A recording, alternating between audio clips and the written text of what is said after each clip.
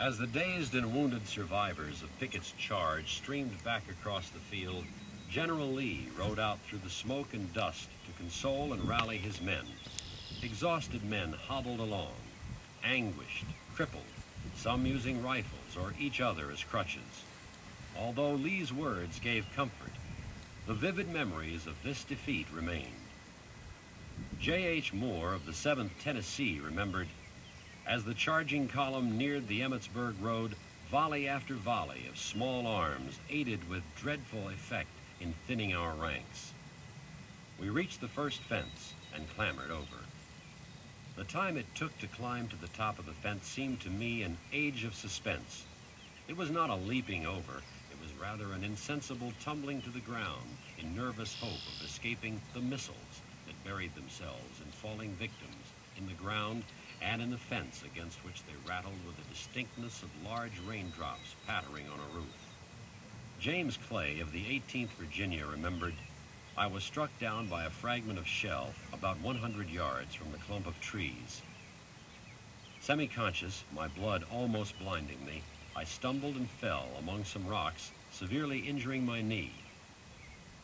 G.W. Finley of the 56th Virginia describes the scene on Cemetery Ridge.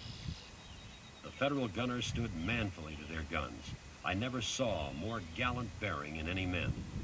They fired their last shots full in our faces and so close that I felt the flame of the explosion. And not until we had crushed their supports did they abandon their guns. Captain McCullough of the 18th Virginia wrote, every member of my company was hit by a bullet. I received 2 shots. The man who shot me last was less than 20 feet away, and I fell beside a gun carriage. Lieutenant John James of the 11th Virginia records a critical moment. Some of the men had taken possession of the cannon when we saw the enemy advancing heavy reinforcements. We looked back for hours, but in vain. We were compelled to fall back. Lieutenant Wood of the 19th Virginia remembered his meeting with General Pickett on the field after the assault had failed. General Pickett silently extended his hand, and as he turned aside, almost sobbed out the words, "My brave men, my brave men." I felt that after all, we were not disgraced. Colonel Eppa Hunton of the 8th Virginia later wrote, I have frequently been invited to go over the battlefield of Gettysburg, but I never could summon the courage to do so.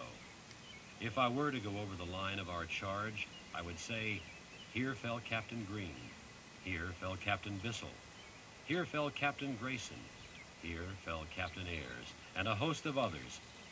It would nearly kill me to see where so many brave men fell, all of them among the best friends I ever had.